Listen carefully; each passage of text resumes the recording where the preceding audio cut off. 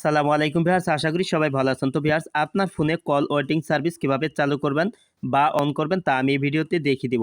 ভিডিওটি স্কিপ না করে শেষ পর্যন্ত দেখতে থাকুন। আর আপনি আমার এই চ্যানেলে নতুন ভিজিট করে থাকলে চ্যানেলটি সাবস্ক্রাইব করুন আর পাশের বেল আইকনটি অ্যাক্টিভ রাখুন সবার আগে নতুন ভিডিওর নোটিফিকেশন পাওয়ার জন্য। তো ভিউয়ার্স, আপনি যদি কল ওয়েটিং সার্ভিস চালু করেন তাহলে আপনি যখন কথা বলবেন তখন অন্য কেউ ফোন দিলে আপনি তার ফোন রিসিভ করেও কথা বলতে পারবেন।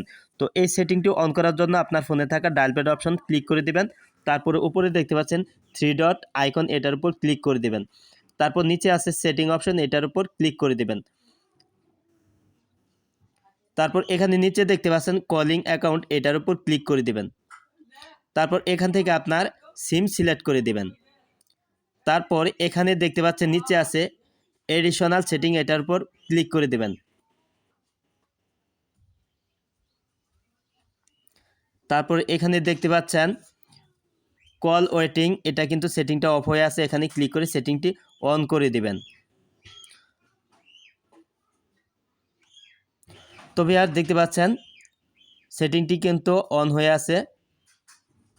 তো এখন চাইলে আপনাকে যদি কেউ ফোন করে যখন আপনি কথা বলতেছেন সেক্ষেত্রে আপনি তার ফোন রিসিভ করে কথা বলতে পারবেন।